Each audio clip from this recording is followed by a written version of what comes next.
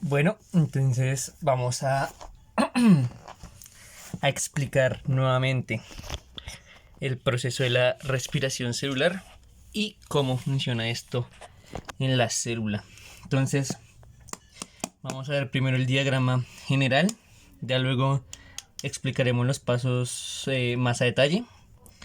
Entonces, todo comienza, pues, obviamente en nuestra célula. Casi todo el proceso de la respiración celular ocurre dentro de la mitocondria, representado pues por estas barreras que pues serían la membrana de la mitocondria. Pero el proceso comienza con la glucólisis, que ocurre en el citosol, o sea, en el citoplasma de la célula. Ocurre la glucólisis y ahí sí, del resultado de la glucólisis, que es el piruvato, ahí sí ingresa a nuestra mitocondria para hacer la oxidación del piruvato, convertirlo en acetil-CoA, y este acetil-CoA entraría al ciclo de Krebs a realizar su respectivo proceso.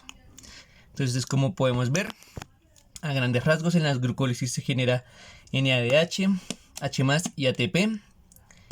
En la oxidación del piruvato se genera dióxido de carbono, también se genera NADH. Y en el ciclo de Krebs se genera NADH, FADH2, dióxido de carbono, ATPs e hidrógenos.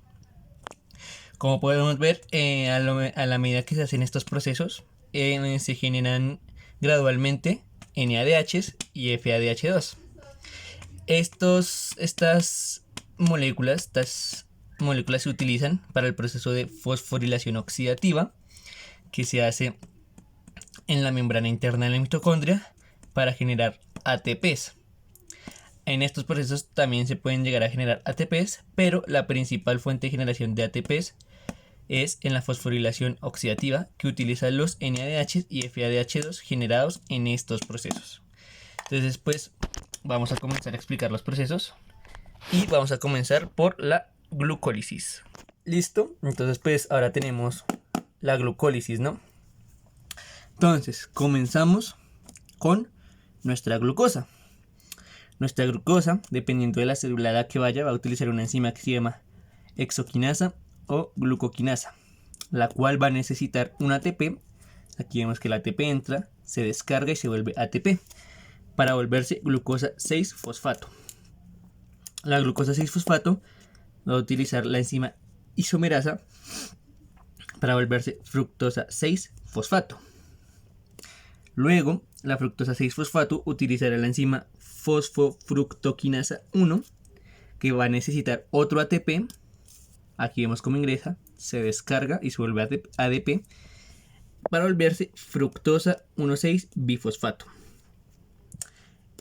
Esta fructosa 1,6-bifosfato, con ayuda de la enzima aldosa, va a generar 2-triosa fosfato, el dihidroxiacetasa fosfato y el gliceraldehído 3-fosfato.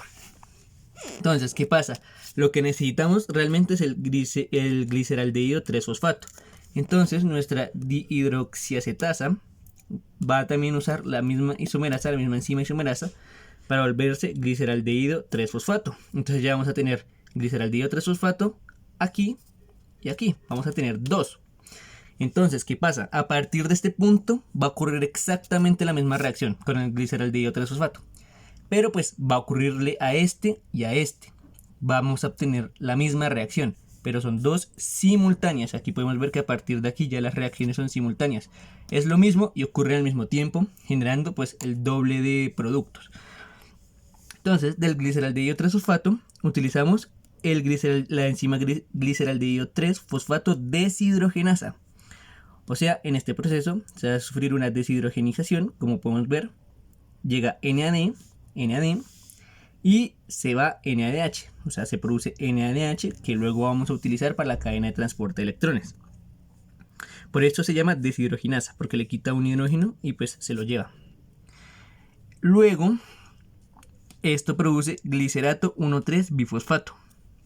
El glicerato 1,3-bifosfato, con ayuda de la enzima fosfoglicerato quinasa, va a generar un ATP por el proceso de fosforilación a nivel de sustrato, que va a llegar el ATP, va a llegar el ADP, perdón, va a llegar el ADP, llega el ADP, con ayuda de esta enzima, se va a quitar un grupo fosfato de nuestro glicelato 1,3-bifosfato y se va a unir al ADP para volverse un ATP. Aquí se genera un ATP acá y un ATP acá. Lo mismo, arriba se genera un NADH y un NH.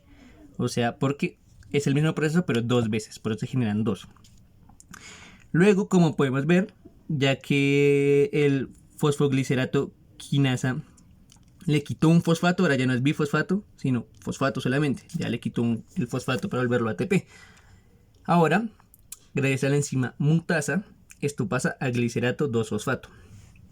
Este glicerato 2-fosfato, con ayuda de la enzima enolasa, se deshidrata. Como podemos ver, aquí sale H2O y sale H2O. Se deshidrata y se vuelve fosfoenol piruvato. Fosfoenol piruvato.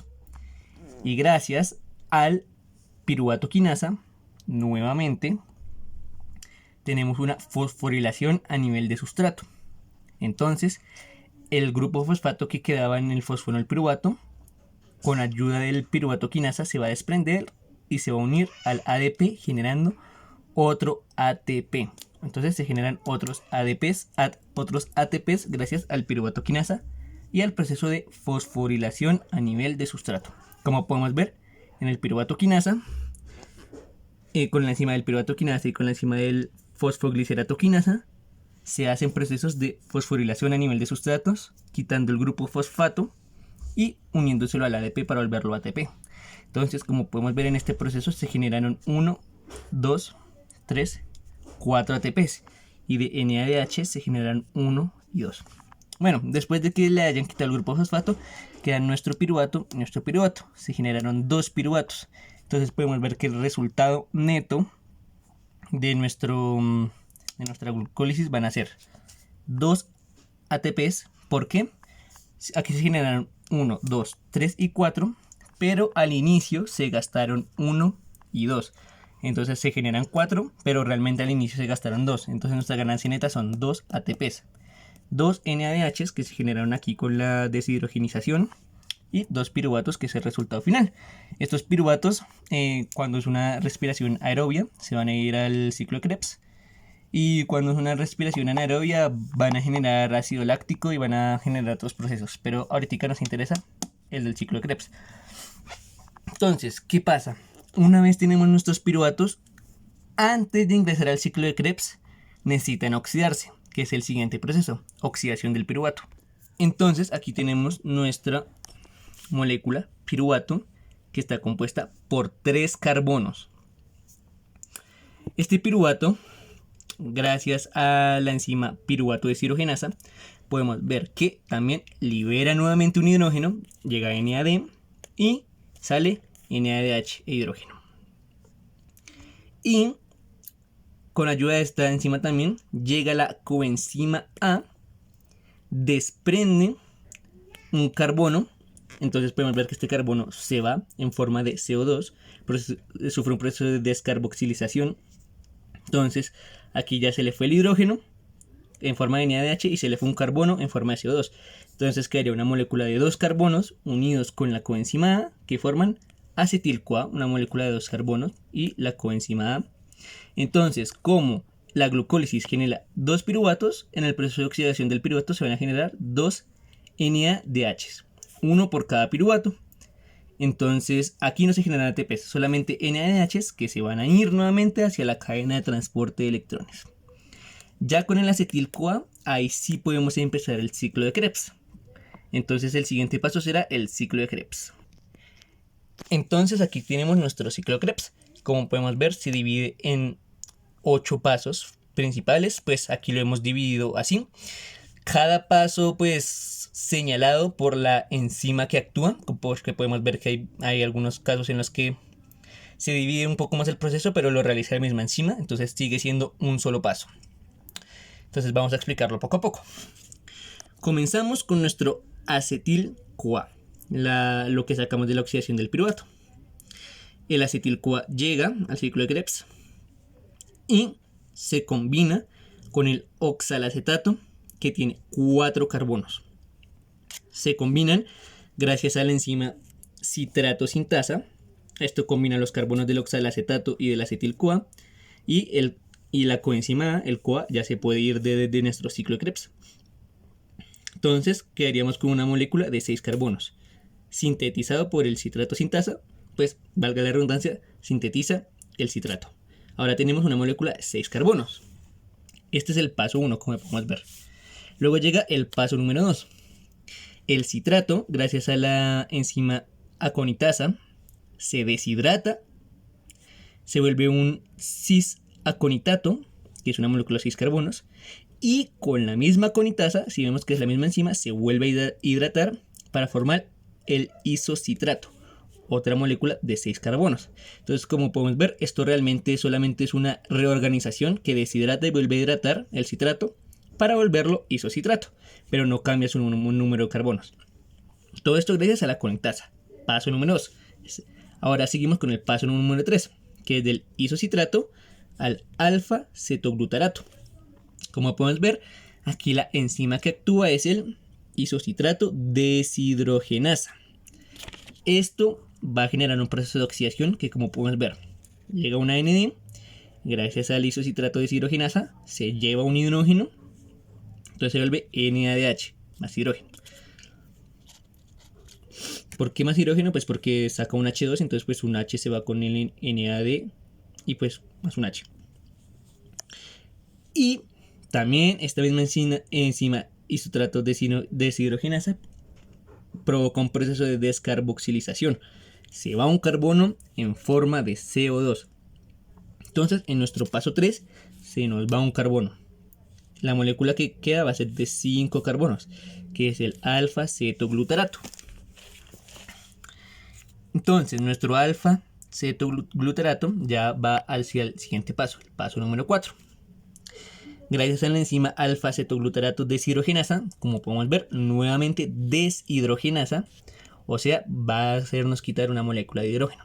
Llega NAD, sale NADH más H.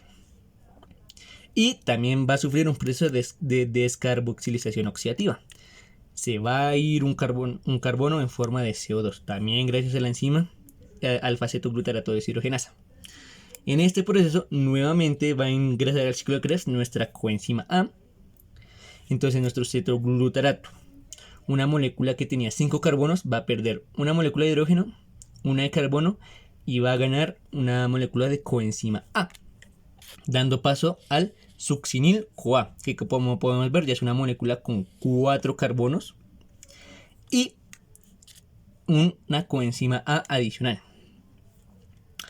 Este era el paso número 4. Vamos al paso número 5. El paso número 5 se agrega a la enzima succinil-CoA sintetasa. Entonces, en este proceso va a ocurrir un proceso de fosforilación a nivel de sustrato, en el cual va a llegar un grupo GDP, va a llegar un GDP que gracias al succinil-CoA sintetasa se va a unir a un grupo fosfato que teníamos en el succinil-CoA y se va a generar un GTP, el cual es el equivalente a un ATP. Un GTP vale un ATP. Y va a salir la coenzima A. Entonces en este proceso se genera un ATP, un GTP, que es igual a un ATP neto. Aquí es el único punto donde se genera un ATP como tal dentro del ciclo de Krebs. Ya vamos a explicar por qué luego dicen que se generan 3 acá o así. Esto da paso al succinato. Este fue el paso 5. El succinato, ahora en el paso 6, va a entrar en acción con la enzima succinato deshidrogenasa. Nuevamente deshidrogenasa podemos ver. Pero aquí no va a ser NAD, sino va a llegar una molécula FAD, que gracias a la enzima succinato deshidrogenasa se va a llevar un hidrógeno. Pero aquí no va a ser más hidrógeno, aquí va a ser FADH2. Los dos hidrógenos se van a ir con el FAD. Ese fue el paso número 6. Bastante corto. Luego llega esto, se convierte en fumarato. Recordando que todas estas son moléculas de 4 carbonos. Aquí no ha cambiado. Solamente disminuyó acá del cetoglutarato 5 al succinil-CoA a 4. Siguen siendo moléculas de 4 carbonos. Entonces, se volvió fumarato molécula de 4 carbonos que gracias al fumarato hidratasa, como podemos ver, hidratasa, su nombre lo dice, va a hidratar la molécula del fumarato. Vemos cómo ingresa un H2O, volviéndola un malato. Este fue el paso número 7. Entonces, ahora con el malato, entra en acción otra enzima que se llama malato deshidrogenasa, que pues llega a un NAD y sale un NADH, aquí no lo hemos puesto, más H, más hidrógeno, NAD, sea un NADH más hidrógeno, ya que lo de deshidrogenasa, sufre un proceso de deshidrogenización. Y cuando el malato sufre el proceso de deshidrogenización, en el paso número 8, se vuelve oxalacetato. Volvemos al inicio. Oxalacetato es nuestra molécula de 4 carbonos que otra vez vuelve al inicio del ciclo, esperando al acetil-CoA para, con ayuda del citrato sintasa, juntarse y volver a formar el citrato. Entonces, en resumen, este es el ciclo de Krebs. Veámoslo a grandes rasgos, más generalizado. El ciclo de Krebs se conforma por 8 pasos principales, como podemos ver aquí señalados. Los pasos más importantes son el número 3 y el número 4, ya que aquí el proceso sufre, más allá de una deshidrogenización, que pasa en varias partes también, que el NAD se vuelve NADH más hidrógeno, sufre una descarboxilinización. Se nos va a ir un carbono. Por culpa de la oxidación se nos va a ir un carbono. Entonces aquí de 6 pasa a 5, se va un carbono, y de 5 pasa a 4, se va un carbono. En el proceso 3 y en el proceso 4 se disminuye un carbono a nuestras moléculas. Gracias a estas enzimas, ¿no? Ya que estas enzimas hacen el proceso de deshidrogenización y de carboxilinización. Entonces nos van a ir 2 carbonos. Entonces, a grandes rasgos, nuestro proceso de ciclo de Krebs nos va a generar, por cada acetil-CoA, 3 NADH, aquí podemos ver uno, otro y otro. 3 NADH, más un FADH2. Un FADH2. Y un GTP. Un GTP nos va a generar que es igual a un ATP. Entonces, ¿qué es lo que pasa aquí? Porque luego se dice que aquí se generan ATPs, aquí se generan ATPs, aquí se generan ATPs y aquí se generan ATPs. O sea, sí y no. Vamos a explicarlo por partes. Como tal, el ciclo de Krebs de manera nativa solamente genera un GTP por fosforilación a nivel de sustrato. Cuando hablamos de que aquí y aquí se generan ATPs, no es que el ciclo de Krebs los genere. Lo que genera el ciclo de Krebs son NADHs y FADH2. Estos se van a ir al proceso de la cadena de transporte de electrones en la fosforilación oxidativa, y ahí es donde se van a generar los ATPs. Lo que genera el ciclo de Krebs son las monedas de cambio para generar estos ATPs. Entonces, tenemos que un NADH representa 2.5 ATPs y un FADH representa 1.5 ATPs. Entonces, pues claro, cuando aquí generamos un NADH, es lo mismo decir que en el proceso de fosforilación oxidativa, gracias a este NADH, se va a generar 2.5 ATPs o 3. En algunas ocasiones se les dice 3 ATPs. Entonces, por eso hay veces que dicen que aquí se genera 3, 2 y 3. No. Lo que pasa es que se van a utilizar el NADH y el FADH para generar ATPs en la cadena de transporte de electrones. Pero no es que se generen aquí, se generan en la fosforilación oxidativa, no aquí. Aquí solo se genera 1 por cada acetil-CoA. Entonces, aquí ¿por qué lo multiplicamos por 2? Porque es por cada acetil-CoA. Y como recordamos, cada acetil-CoA se genera por la oxidación del piruvato. Y la glucólisis nos da 2 piruvatos. Entonces este proceso ocurre 2 veces, ya que cada piruvato se oxida y genera acetil-CoA. Entonces 2 piruvatos, 2 acetil-CoA, 2 veces que hace el ciclo de Krebs. Entonces, como ganancias totales, tenemos 6 NADHs, 2 FADHs y 2 GTPs por cada molécula de glucosa. Porque es glucosa, glucólisis, 2 piruvatos, 2 acetil-CoA, 2 ciclos de Krebs. Entonces, por cada ciclo son 3, 1, 1. Pero como son 2 ciclos, por 2 piruvatos, 6, 2, 2. Lo que nos da a que de NADHs totales se ganan 15 ATPs. posteriormente en la fosforilación oxidativa. Ya vamos a explicarlo. Con los FADH se ganan 3 ATPs. Y como ganancia neta del ciclo de Krebs, se van a generar un ATP por ciclo, y como son 2 GTPs, que es igual a 2 ATPs. Si lo sumamos, en total dan 20. Netos del ciclo de Krebs, 2. Que con sus monedas de cambio se va a generar ATP después, con NADH y FADH, 15 y 3, 18, en total 20. Gracias al ciclo de Krebs. Pero generado solamente, recordemos, 2. Gracias al ciclo que luego se van a utilizar los NADH y FADH, 18. Entonces, esto fue el ciclo de Krebs a grandes rasgos. Recordemos, comenzamos con oxalacetato, acetil-CoA, 2 carbonos, 4 carbonos, 6. Va a utilizar varias moléculas. Paso 3, se descarboxila. Paso 5, se descarboxila también. Entonces, paso 3 pasa de 6 a 5. Paso 4 pasa de 5 a 6 moléculas de carbono. Ahora vamos con el último proceso, la fosforilación oxidativa. Entonces, como podemos ver, nuevamente pasamos al diagrama que hicimos al inicio. Ahora ya con todo lo explicado. Glucólisis. Nuestro proceso de glucólisis también nos genera NADH, nos genera ATPs por fosforilación a nivel de sustrato. Nos va a generar piruvato. El piruvato va a entrar a la membrana de la mitocondria. Se va a oxidar, oxidación del piruvato. Nos va a generar moléculas de dióxido de carbono. También nos va a generar NADH. En la glucólisis también se generan NADH. Y se va a volver acetil-CoA. El acetil-CoA va a entrar al ciclo de Krebs. Y el ciclo de Krebs nos va a generar lo que es CO2, un ATP por ciclo, recordemos, hidrógeno, FADH2 y NADH, que como podemos ver, NADH, FADH, y todos los NADH y FADH que se generan en estos se remueven de manera gradual de los procesos, que se van removiendo de manera gradual de los procesos, van viajando hacia nuestra membrana interna, porque todo esto ocurre en la matriz. O sea, recordemos que la mitocondria tiene la membrana externa, la membrana interna, esta es la matriz, este es el exterior de la célula. Aquí ocurre la glucólisis.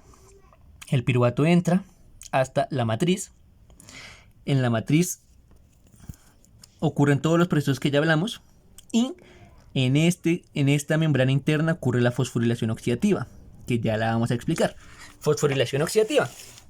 Entonces, todas los NADH y los FADH que se generaron van a llegar acá. Cadena de transporte de electrones.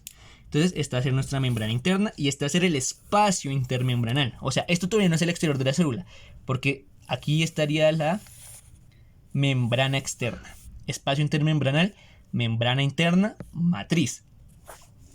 Entonces, aquí van a llegar NADH, FADH2. Entonces, el NADH y el FADH2 meten electrones y dejan protones, porque nosotros tenemos un H y un H2, no tenemos ni protones ni electrones, tenemos H.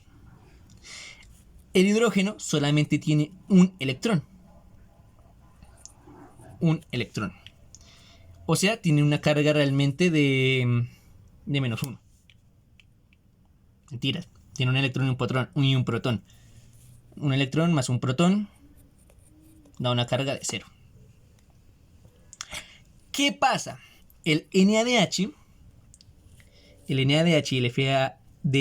FADH2 quitan el electrón, que es carga -1, y dejan el protón, carga +1. Entonces, se va el electrón y entra acá. Electrón. Dependiendo si es el NADH o el FADH, van a entrar a una de estas 1, 2, 3, 4, 5, 6 enzimas diferentes. Pero pues eso es tema de otro video.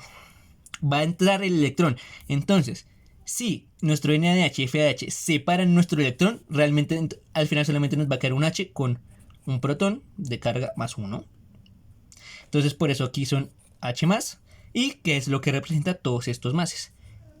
Botan el electrón aquí a la cadena de transporte de electrones y dejan el H+ aquí suelto como protones sueltos acá que representan los mases. Ahora, ¿qué pasa? Esta cadena de electrones genera una energía, una liberación de energía. Esta liberación de energía, por muchas razones, hace una fuerza, genera una fuerza mecánica que los protones que liberamos aquí traspasan la membrana interna y se van al espacio intermembranal. Entonces, NADH rompe el hidrógeno, manda el electrón a la cadena, suelta el protón. La energía liberada en este proceso, como pueden ver, los electrones hacen este viaje entre las enzimas, y eso hace que estos protones suban. Estos protones van de acá, acá, de acá, acá, gracias a la energía liberada. Pero ¿qué pasa? Al hacer esto va a ocasionar que luego haya más protones aquí que acá. Más protones aquí que acá. Bueno, ya vamos a explicar qué pasa con los protones.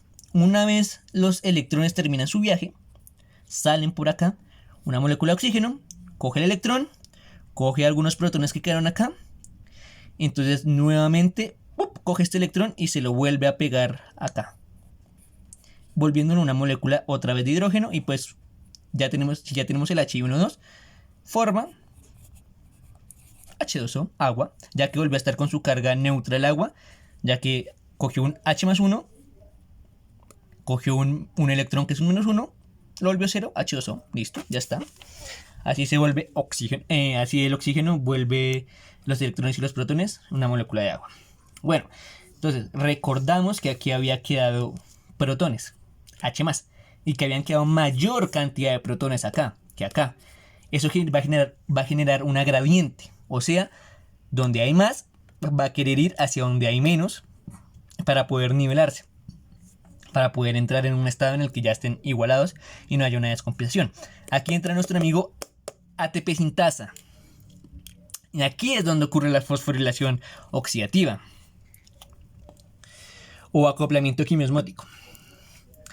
Gracias a esta gradiente, las moléculas, los protones van a querer volver, pero como tienen esta membrana no tienen por dónde volver. El ATP sintasa es nuestro puente.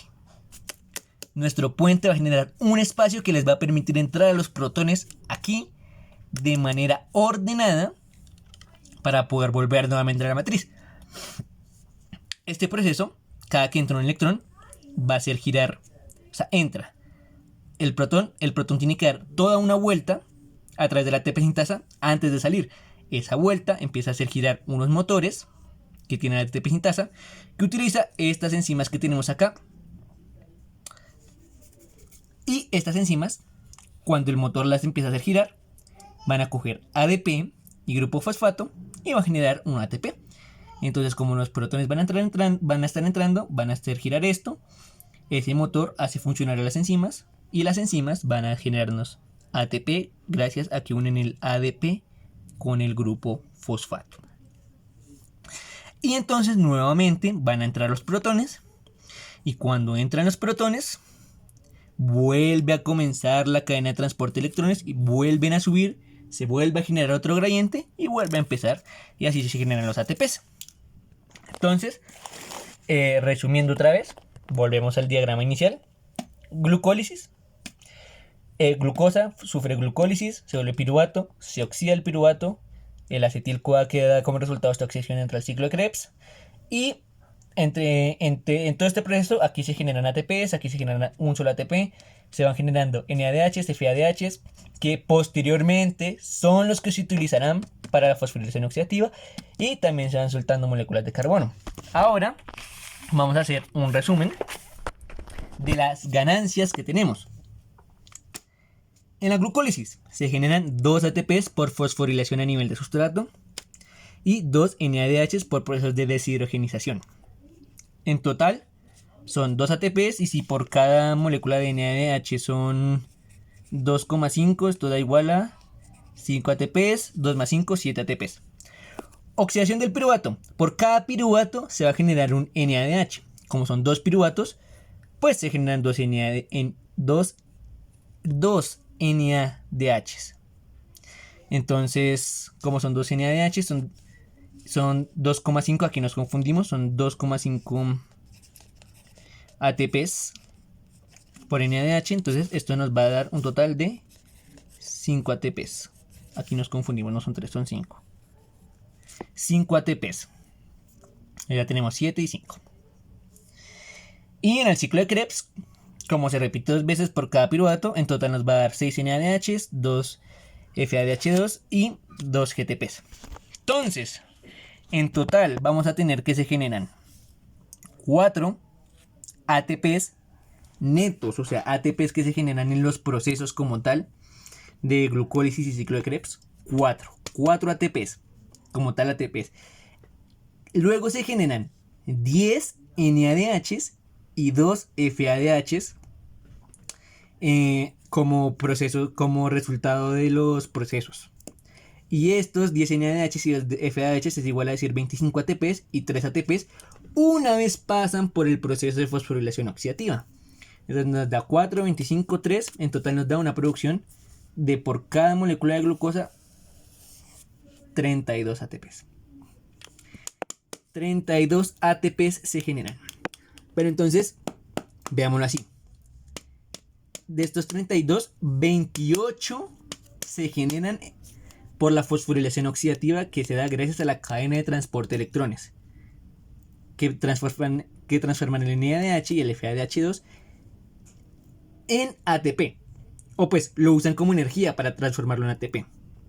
Pero estas moneditas de cambio se generan en los procesos de glucólisis, de oxidación del piruvato, de ciclo de Krebs. Entonces, estos procesos son los que nos dan la moneda de cambio, la cual insertamos en el proceso de fosforilación oxidativa para generar estos ATPs. Y ATPs nativos de los otros procesos como tal solamente son 4. Entonces, pues, este es el resumen de la respiración celular. Entonces, pues, espero les haya gustado. Un like, una sub, por favor. Necesito monetizar, me muero de hambre. Entonces, hasta la próxima.